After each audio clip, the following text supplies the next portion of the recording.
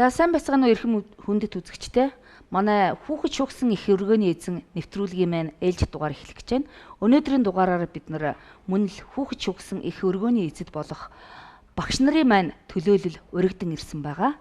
Энэ удаа бол бид төгс дэлгэрэх гээд математик гадаад хэлний гүнзгийрүүлсэн сургалттай сургуулийн захирал математикийн багш, улсын авраг шилдэг багш Уран Чимгийг мөн Пицгийн Олимпиадын 5 удаагийн авраг Төвдөн Дорж багшийг урьсан байгаа. Ингээд та хоёртой энэ өдрийн мэнд хүргэе. Тэгэхээр манай хүүхэд шугсан их өргөний эзэд нэвтрүүлэг маань ерөөсөө л та бүхний өдөр тутмын амьдралын чинь тухай ярилцах гэсэн юм. Тэгэхээр өдөр тутмын амьдрал гэхээр ерөөсөө л хүүхэдтэй холбогдож байдаг тэр үеийнхэн тухай ярих юм. Хүүхдүүдээ дандаа санаж бодож тэднийг боловсралтай Монгол улсын шилдэг иргэд болохын төлөө та нарын хийж бүтээж байгаа зүйл их байгаа. Төгс дэлгэрэх сургуулийг би сонслоо л доо.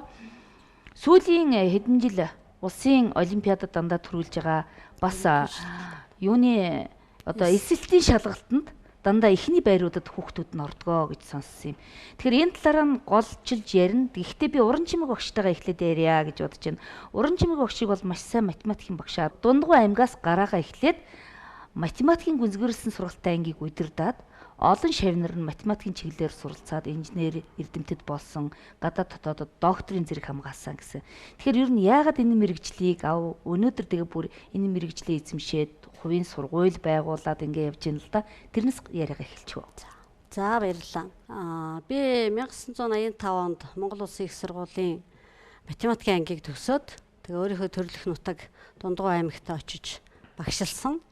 За манай Дундгуй аймаг бол 1978 оноос Монгол Улсын гавьяат багш Өлзий багшийн удирдлагаар анхны гүнзгийрүүлсэн сургалтын ангийг нээн ажиллуулсан юм математикийн асар туршлагатай тийм сургуулиудаас би ажлын гараагаа эхэлсэндээ бол баяртай байдаг.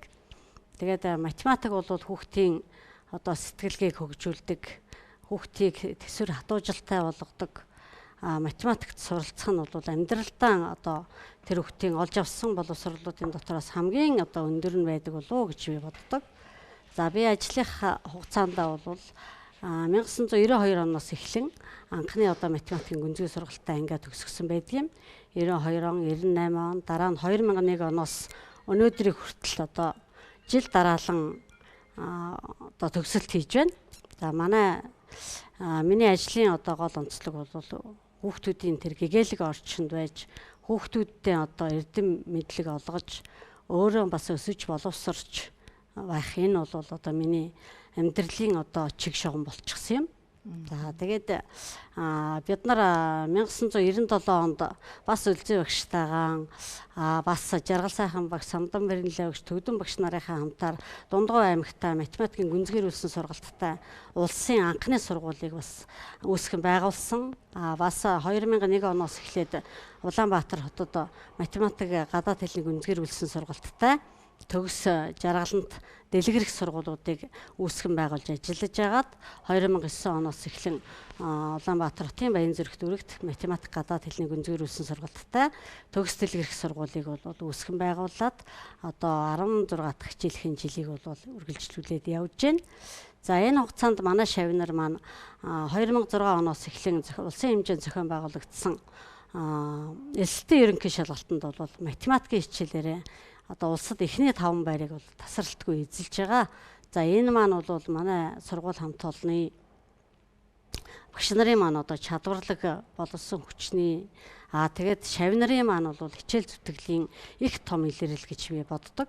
За тэгээд мөн математикийн болон физикийн ерөнхий шалгалтад манай сургууль бол улсад тэргүүн байруудыг эзэлж байна. Манай математик, физикийн байгалийн ухааны салбарт бол манай улсад сургуулийн шилдэг багш нарын нэг Монгол улсын 5 дахь удаагийн физикийн олимпиадын авраг Төвдөн Дорж багш маань байна, Батбаяр багш маань байна. Гэтэл бол бидний баг хамт олон үнэхээр хүүхдийг сургая, хүүхдүүдтэй мэдлэг боловсролыг олгоё гэсэн чихэнхүү сэтгэлийн үүднээс хандаж энэ сургуулиа бол бас нэр төртэй авч явж байгаа гэж бодож байгаа.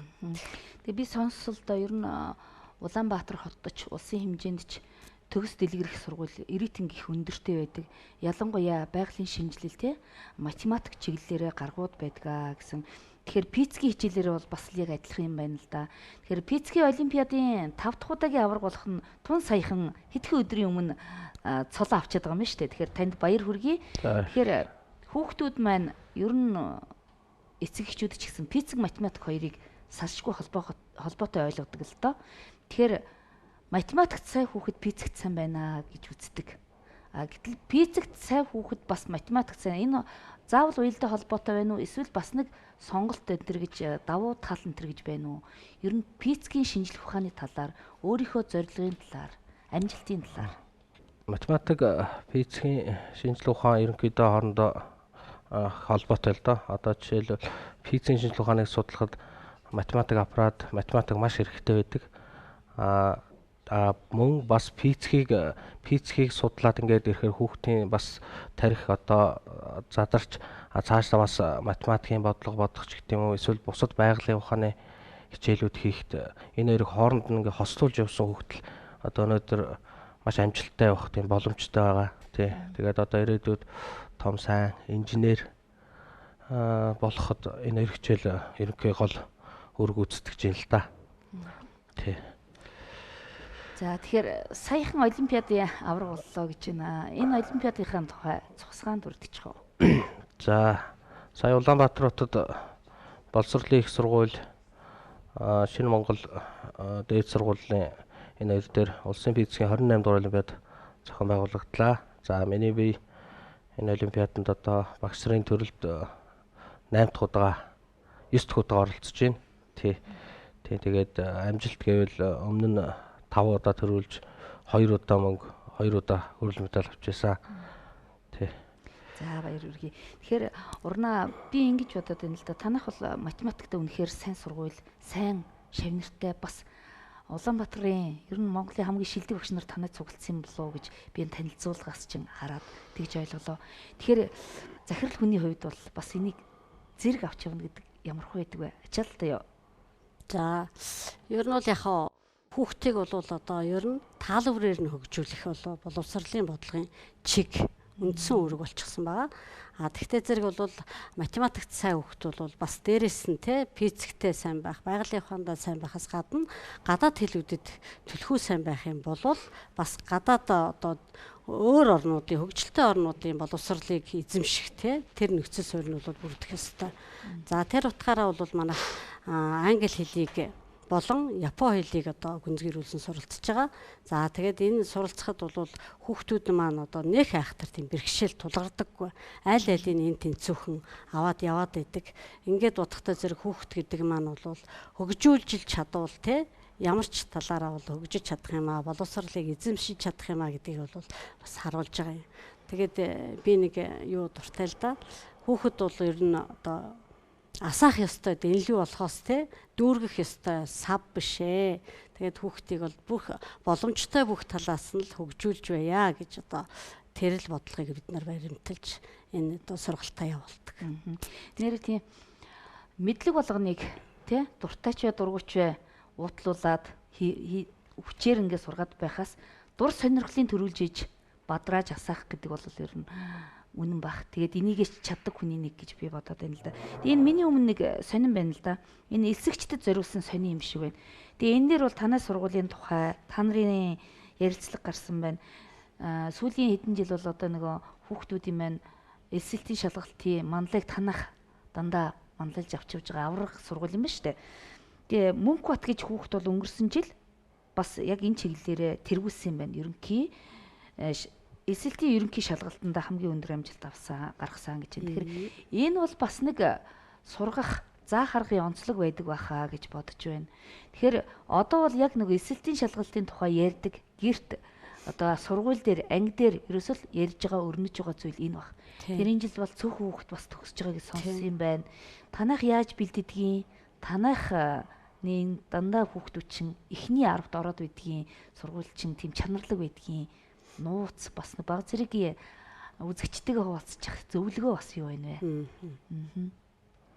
Би математик. Тэгээ хоёул ээлжлээ яриад болчихгүй. Та хоёрт хоёуланд л өөр өөрийн төрөл байгаа бах та. Тийм. За, эсэлтийн ерөнхий шалгалтанд өндөр оноо авах нь бол сурагч хүний одоо эрхэм зорилго, төгсөгчдийн ялангуяа. Энэ оноогоор бол нөгөө ихтэй сургуулиудад жагсаад одоо өөрийнхөө сонирхсон мэрэгжлийг бол сонгож авдаг.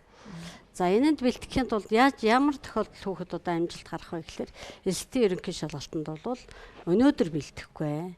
Энэ шалгалтанд бол одоо суралцж байгаа бүх хугацаанд бэлтэнэ. Ялангуяа төгсөх жилийнхээ одоо 9 сарын 1-ээс л бэлтэж эхэлдэг. Өмнөх жилүүдэд бол энэ элсэтийн шалгалтанд бэлдэх тийм суур бололцоогоо бид нар хангаж өгдөг. Ерөөсөө доороосоо шатлалаар тодорхой шатлалтай явж энэ элсэтийн шалгалтанд бол 9 сарын 1-ээс манай сургууль бол тусгай хуваар гаргаад төгсөх гэж байгаа ангиудаа ялангуяа одоо уртсгсан цагаар одоо нэмэлт хичээлүүдийг 7 хоногийн 5 өдөр тавууланд нь одоо математикаараа 3 өдөр, физикээрээ 1 өдөр, англи хэлээрээ 1 өдөр ингээд тодорхой хуваарийн дагуу ингээд бэлтэж явдаг.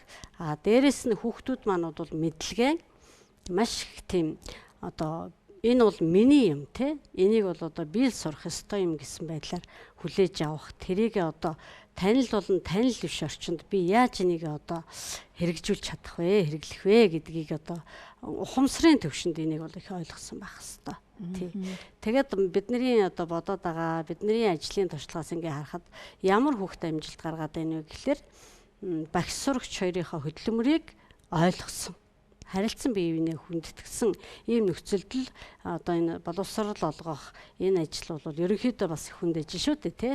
Хоёр талаас өшөө эцэг эхчүүдийг оруулаад гурван талаасаа ингэж хүч чармаалт гаргаж ийж бол нэлээд сайхан амжилт гаргадаг. За тэгээд хүүхдүүд маань бол ерөнхий шалгалтанд бэлтгэхдээ өөрийнхөө мэдлэгийг одоо их сайхан цэгцлэх хэрэгтэй. Тэгээ би одоо яг өнөөдрийн төвшнгөөс харахад бол би одоо юу мэдэх вэ? Юуг одоо би бол нэмээд мэдчихмээр байна вэ гэдгээ цэгцэлж хагаад одоо энэ богинохоо хугацаанд бол одоо тэгээд чадахгүй мэдэхгүй зүйлээ найз нөхдөсөө асууж болно, багш нараасаа дэмжлэг авч болно тий. Одоо энэ цаг хугацаа болгоныг бол их эрчимтэй сайн ашиглах хэрэгтэй юм гэж бол би бодож байгаа. Манай хүүхдүүд ч гэсэн ер нь тиймэрхүү зорилготой л одоо зорилгоо болгочихсон явж байгаа. Тэгээд энэ элсэтийн ерөнхий шалгалтанд өндөр оноо аавна гэдэг маань тухайн хүн ирээдүйд би ямар мэрэгжил боловсралтай болох вэ? Би ирээдүйд ямар хүмүүсийн дунд алхаж явах вэ? Миний төвшин, амьдралын төвшин ямар байх вэ гэдгийг шийддэг учраас хүн болгоны өмнө одоо тавигдсан их том зорилт. Тэрэндээ бол одоо цаг алдахгүй л хичээх бэлдэх ёстой.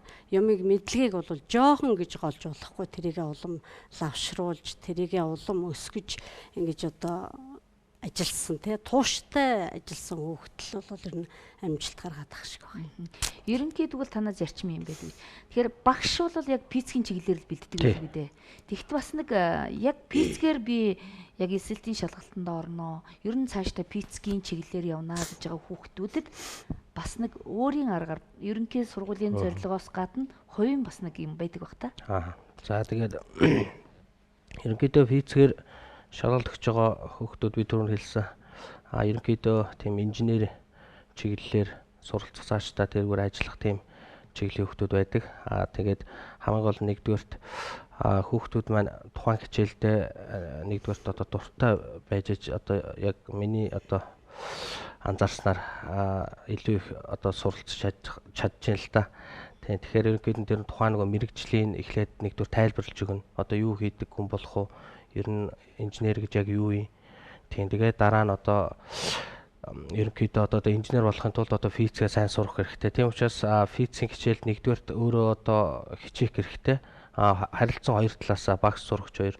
Тэгээд мэдээж хичээсэн хүүхд хичээгээд одоо хөдөлмөрлж байгаа хүүхд бол амжилт ямар ч үзүүлнэ. Тэгэхээр ийм шиг байна. Би сая урнагийн ярианаас л ойлголоо л доо. Энэ хүүхэд хичээлдээ дуртай байхаас гадна багш нар зааж өгөхөөсөө гадна тэр хүүхдийг сэтгэл зүйн хувьд нь бас их бэлддэг юм байна нэмэ. Өөрөө энэндээ бүр улам хичээдэг. Ямар нэгэн бэрхшээлийг даваад гарчих тэр нөхцөл бааз суурь одоо сэтгэл зүйн бэлтгэлийн ч гэсэн танай сургууль сайн хангаж өгдөг юм байна гэж би бодож байна. Хоёрдугаартаа бас ийм байна л да. Жишээл одоо ингээл төгсөх анги руу дөхөөд ирэнгүүт хүүхдүүдээ ийм сургуульд оруулмаар байна гэж сандчаад эхэлдэг штэ. Тэгэхэд танай сургууль одоо 9 дугаар ангиас ч юм уу 10 дугаар ангиас нь танай сургууль руу ороод яг энэ одоо математикийн физикийн авраг багш нар байна. Хүүхдүүдээ ингээ онцгойлож заалгамаар байна гэвэл ер нь хүлээж авдаг юм уу? Заавал 1 дугаар ангиас нь авдаг юм уу? манай сургуульд элсэх журам бол нээлттэй. Тий. Хүмүүс бол одоо янз бүрийн байдлаас болоод 9 дугаар ангиас нь үгүй, багаас нь үгүй, тэргээд янз бүрийн сонголттой одоо хүний л сонголт юм чинь тий. Янз бүрийн хүүхдүүд бол ирдэг. Бид нар бол элсэлтийн шалгалт бол одоохондоо нэг авахгүй байгаа. Тэгтээ орж очсон хүүхд маань одоо би үнэхээр байгалийн ухаанаар явна, би нийгмийн ухаанаар явна гэдэг ч юм уу. Би одоо ийм юмыг одоо үзмээр байна гэдэг сонголт нь бол нээлттэй. Аль ч ангиасаа орж болно. Тэгээд манайд ингээд элсэд бид нар бол зөндөө л олон ангиас элслүүд авч байна. Элсэд орж байгаа хүүхдүүдээс ингээд харж байхад бол өмнөө зорилгоо тавьчихсан хүүхдүүд бол тэгэл хоцрогдолтой байж болно. Хоцрогдлыг бол багш сурагч хоёр ингээл нийлээл тэр яг нэг ингээд сэтгэл нь нийлээл ажиллахлаар бол ямар ч хоцрогдолтой хөхт хоцрогдлыг арилгаж болдог. Манай сургуулийн нэг их би одоо багш нартаа бас их баярлж явдаг нэг их гоё онцлог байдаг байхгүй юу? Тэрний үгээр одоо элсэж орж байгаа хүүхд ямар төвшөнд байна уу? Олимпиадын төвшөнд байна уу? Хоцрогдлыг арилгах төвшөнд байна уу? Яг тэр төвшөнгөөс нь эхлээл дээш аав. Тэр хүний төвшинг одоо 9 дугаар ангид ирж байхад танаа хүүхд 9 дугаар ангид эхлэхэд юм байла. Төгсөхдөө танаа хүүхд ийм юмар одоо давуу болсон шүү. Өмнөх төвшнөөс агсан шүү гэдгийг эцэгт нь тайлгнадаг. Би бас нэг юм асуусан. Та нар ч одоо олон жилийн туршлагатай. Тэгэхээр ингэдэг штэ. Тоонд сай хүүхдүүд одоо хэл, урлаг, соёлд муу ч гэдэг юм уу те. Урлагаар явсан хүүхдүүд тоонд муу гэлдэг. Энд бас хүүхдийн темпераментыг та нар харж гэнэ үү? Ой тогтоолтыг хардгуу, яадгүй бас судалгаа байх уу? Зүгээр ер нь ямар ч хүүхдийг тоонд сайн болгож оргилд нь хүрэх боломж байна уу? Бас тэр нь бас хугацаа зарах уу? Яадаг бол ер нь бол хугацаа зарна.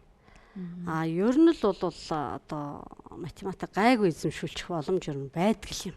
Ямар ч хүүхдэд. Тий.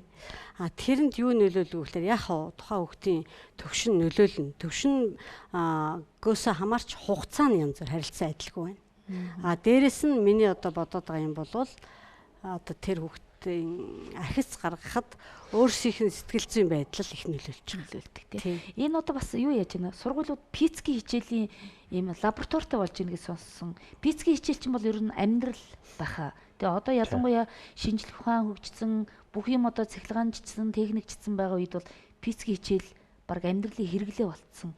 Пицэг үзээгүй хүн бол ер нь наацхан тогон цохилчих болов яах вэ?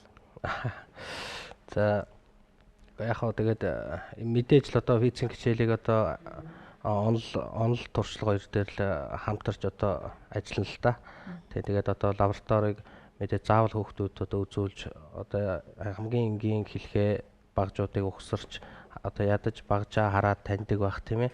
Тиймэрхүү төвшөнд хамгийн одоо багтаа ажиллаж явах хэрэгтэй. Тэгэхдээ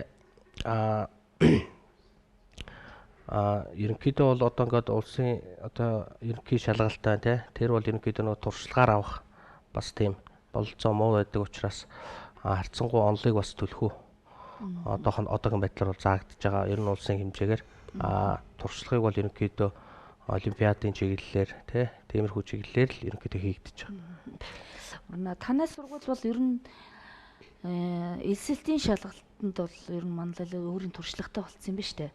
Тэгэхээр одоо энэ өнөө маргаашгүй элсэлтэндээ орох гээд математикийн багш хайгаад яваад байгаа хүүхдүүд маш их байна л да.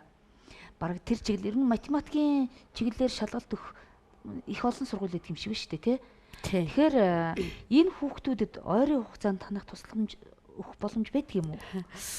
Одоо тэр яг тийм одоо сургалтыг бол манайх зохион байгуулж чадахгүй л дээ. Тий.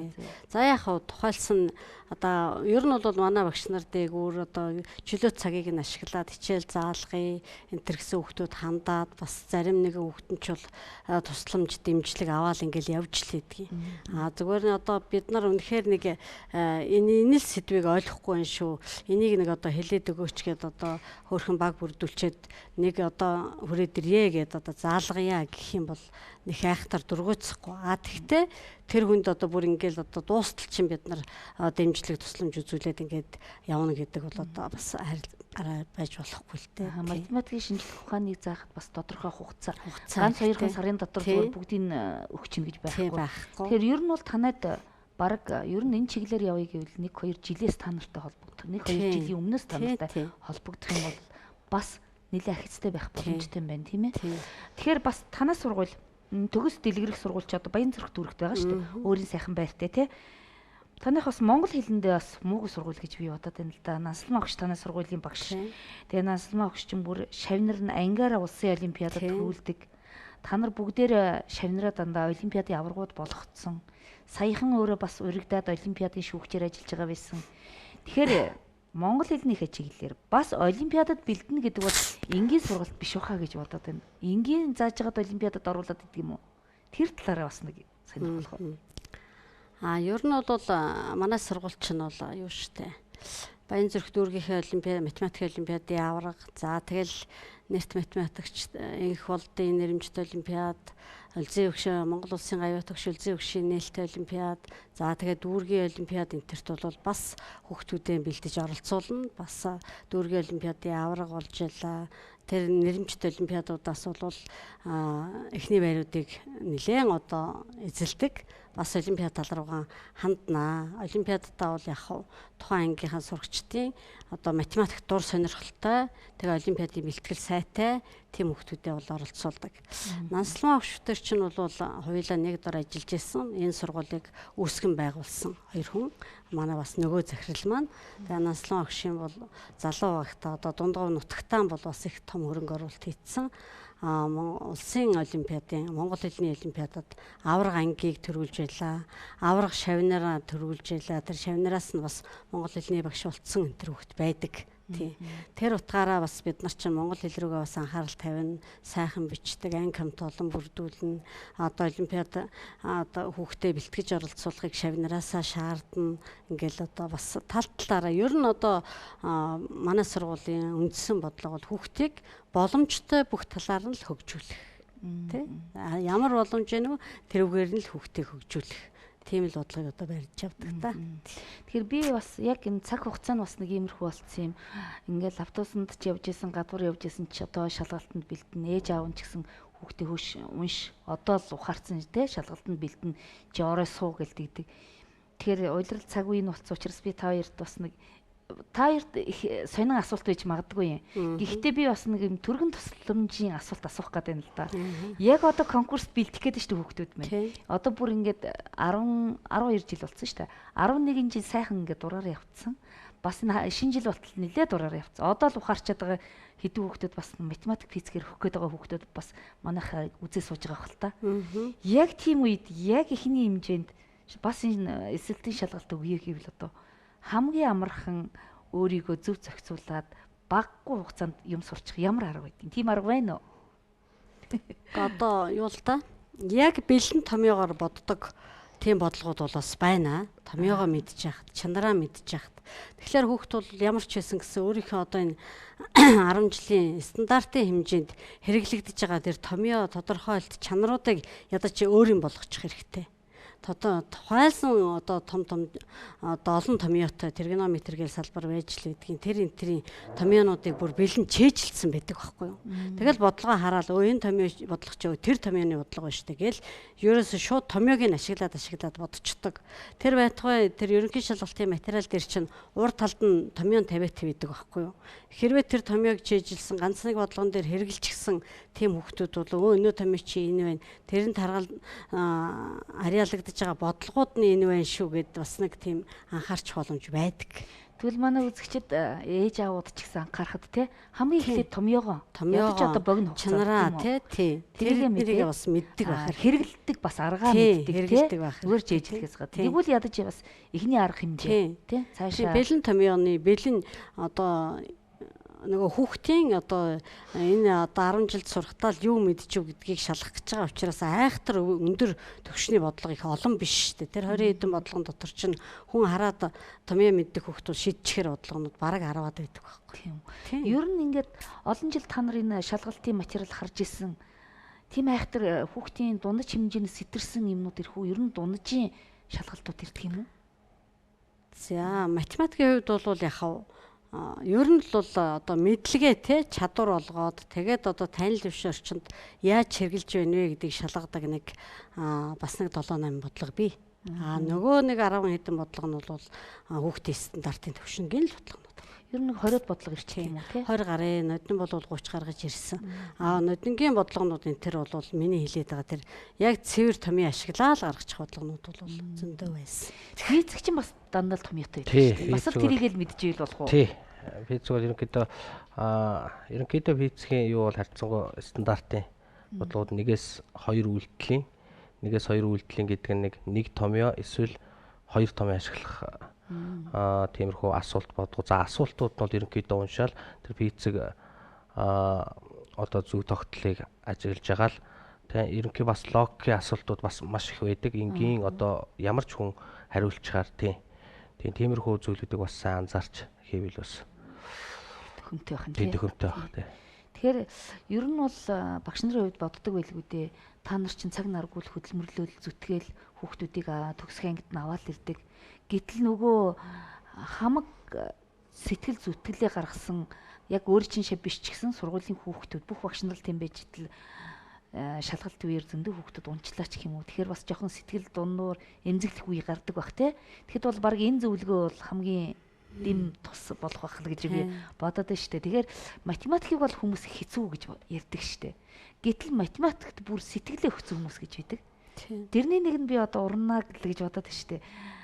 Хамгийн анх би багш байсан үе чинь их сайн мэдэж байна л да. Дундгой аймагт багш байсан үе чинь өдөр шөнөгүй хүүхдээ даалгаврын хийлгээ шалгуулаад үүрээр ирээл цуглуулаад хичээлийн хийлэгдэг гэсэн. Тэгээ шавнараас чин одоо бол гадаад хотоодод их олон эрдэмтэд төрсөн гэсэн. Нэг шавнараа нэг эргээд нэг бахархчих. Бүгдийн ч одоо бахархгүй л ахал да. Би анхны математикийн гүнзгийрлсэн сургалттай ангийг 1992 онд төгсгөжсэн. Тэр төгсөлтөөс маань бол биологийн ухаанаар би одон чим гэдэг охин Австрт биологийн ухаанаар эрдэмийн зэрэг хамгаалсан. Физикээр Бадарчин Урнаа гэдэг охин Германд бас докторийн зэрэг хамгаалсан. Тэгээд бас хэд хэдэн докторууд Монголд хамгаалсан хүүхдүүд бас байгаа. Тийм тэгээд хүүхдүүд маань бол яг байгалийн ухаан тал руугаа бас нэлээд хэлбийдэг юм шиг байна. Тэр тал руу их амжилт гаргаж байна. Тийм. Тэгээд сонирхуулаад хэлэхэд манай төгсөл эрх сургуулийг одоо төгссөн хүүхдүүдийн ер нь 95-аас доошгүй хувь нь Монгол улсын одоо нөгөө улсдаа л тэргүүлдэг одоо ихтэй сургууль, Монгол улсын их сургуулийн эдийн засгийн сургууль, санхүү эдийн засгийн сургууль, шинжлэх ухааны технологийн сургууль энтерт элсэж ордог. Тэгээ ер нь бол хүүхдүүд маань манай сургуулийн хүүхдүүд ингэж ирдэг шүү дээ төгсөгчд маань. Бид нар бол өөрийнхөө өссөн сургуульд орж байна. Тэ? Хүүхдүүд болохтой зэрэг одоо нөгөө одоо тэгээд олдсон сургуульд орж байна. Тэ? Тэгээд энэ бол манай сургуулийн манай багш нарын минуста авч гавья гэдэг одоо төгссөн хүүхдүүд маань бол бид нартай эргэх холбоо их сайтай байдаг. Тийм. Манай сургууль чинь бол ер нь бол одоо төгсөгчд тэгээд эцэг эхчүүд энэ төр маань бол биднийг их тойрон хүрээлдэг. Тэгээд энэ нэг шавнырын маань тэр нэг гаргасан амжилтуудын л одоо хариу шít тэр чинь тий. Би бас сонсон байна. Би өөрөө чинь захирал хувийн сургуулийн захирал тэгээд их сайн явж байгаа сургуулийн захирал болохоор зүгээр талцсаж хэлж байгаа юм биш л дээ. Зүгээр багш нар бол манай сургууль жоохон тиймч гэдэг юм уу, зарим нэг сэтгэл дундуурч байдаг юм уу, ачаал өндөртэй байна, цалин багтай байна гэж би сонсч ирсэн. Гэтэл танай сургуулийн нэг залуухан багштай би бага ингээл багш юм шиг үлээ л дээ. Залуухан багштай таарсан юм л да.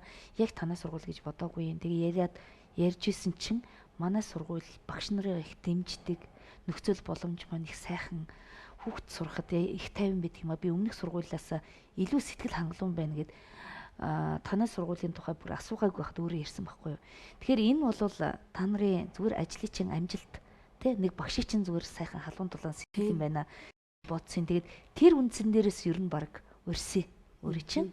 Яг тэгвэл зүгээр ингээ өөрөө магтъя гэж хэлээгүй зүгээр л гудамжинд тараал ярийн дунд ярих хөөрнөх үед л ингээд гарсан. Тэгээд танай сургуулийг судалтал маш олон юм амжилтууд байх шиг байна. Энд олон зургууд ирсэн байна. Энэ зургуудаа нэг тайлбарлчих уу? Тэ зургууд маань одоо энэ болохоор яахаар вэ? Нийслэл дүүргийн математик физикийн олимпиадын алт мөнгө медальтай сурагчд. За энэ гэлвэж хэдэн оных нь яа? Нодны хаврын материалууд. Одоо бид нар чинь ингэдэг штэ. Математик, физик, биш англи хэл тэргээл хичээлүүдээрээ 7 хоногийн 7 хоногийн энэ төр ажлууд зохиогоол хавар нөгөө тайлангаан тавьдаг байхгүй юу? Энэ тэгээд дандаа математик гэх юм уу? Математик, физик хамаар энэ кенгуру гэдэг маань бол математик их. Энэ ч одоо ингээл тий одоо математик олимпиад юм биш үү? Тий шүү дээ. Одоо хүүхдүүд чинь ингээд болдго юм. Тий. Энэ ч одоо хийд юм бэ. Улсын хэмжээнд зохиогдож байгаа одоо нэрэмжт болон дүүргийн тэгээд нийслэл хотын олимпиадуудад л ингэж оролцсон шүү дээ хүүхдүүд маань. Бахархалтай юм аа. Тэрүүгээр бас зургууд манай сургуулийн даваа гэдэг одоо бас багангийн багш бий. Бас л улсын олимпиадын олон удаагийн авраг. Тий. Тэр багш маань бол математикийн олимпиад жижигүүд нь байна тий. Тий. Жижигүүд нь өсөж эхэлж байна. Нэг медалаас эхэлж байна тийм ээ. Тий. Энэ манай математик, физик, байгалийн ухааны заа харгын нэгдэл. Энэ багш нар тий. Энэ даваа багш маань тэр улсын одоо олон удаагийн авраг багангийн багш. За энэ маань бол Төвдөн Дорж багш маань энэ байна. Манай Төвдөн багш байна. Жаргал сайхан багш байна. Энэ манай физикийн багш Батбаяр гээд бас өсөж байгаа их сайн залуу бай. Төвдөн багшийг их сайн мэдх юм байна.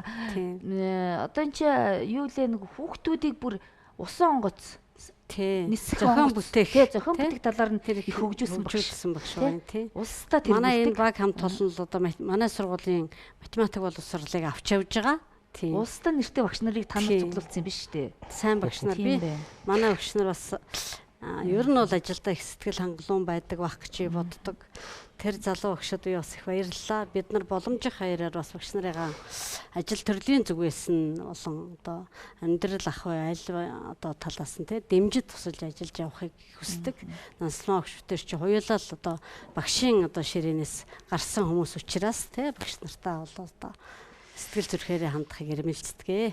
Үнэхээр сайхан. Тэгээд ер нь та нар би зүгээр урнагаас асуудаг хамгийн анх ийм хувийн сургууль байгуулах бол хэцүү л байсан баг. Гэхдээ өнөөдрийн энэ амжилтанд хүрэхээр байгуулсан уу эсвэл сайхан хэдэн математик дуртай хэдэн хүүхэд гаргая гэж бодов. Тэгэхээр зорилготой хүрээ явж гэнэ үү? Хүссэн зорилго ч одоо энэ мөн байсан уу? Өшөө их юм бодцсон төлөвлөсөн байсан уу? Тий.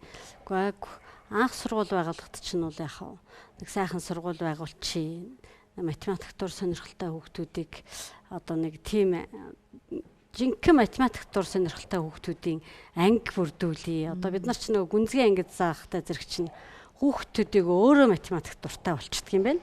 Тэгэл нөгөө тэр математик руу гал одоо ингээл бөөнөрөө нэгдэж байгаа л ийм мэдлэг боловсралтай математик дур сонирхолтой хүүхдийг улстай бол нэлээ олныг ер нь нэг ангиар төдийгүй сургуулиар бүрдүүлвэл яасан юм бэ гэж л их бодож байсан. Тэгээ одоо хүсэл маань бол биелж байна. Энээс илүү одоо том юм гэж хүснэ гэж явах уу. Манай сургууль чи бас 500 гаруй хүүхэдтэй, 20 хэдэн бүлэгтэй тий. Нэгдүгээр ангийн тэр чин жилээс жилд одоо 2 байсан бол 3 бүлэг болоод 3 бүлэг байсан бол 4 бол хандлагатай энэ төр ингээд элсэлтүүд их сайн явагдаад байгаа. 11-р ангийн тэр чин бүр төгсөх ангийн бид нар 4 ангийн тэр төгсгдөг шүү дээ. Тий. Жилдээ 100 гаруй хүүхэд төгсгөж чинь. Тэгээ бодохоор энэ бол зүгээр тухайн нэг хэн ч юм уу хоёрхан багшийн ажлын үр дүн биш. Тэр хамт олныг үнэлж байгаа эцэг эхчүүдийн элсэн орж байгаа манай сургуулийг сонирхож зорж байгаа хүмүүсийн сэтгэлд манай хамт олон таалагдж байгаа юм байна л гэсэн бодол одоо төрж идэг шүү дээ. Элсэлтийн хувьд бол ямар нэгэн шалгуур энэ төр байх уу таних одоо? Элсэлтийн шалгуур бол бид нар одоохонд авахгүй байгаа.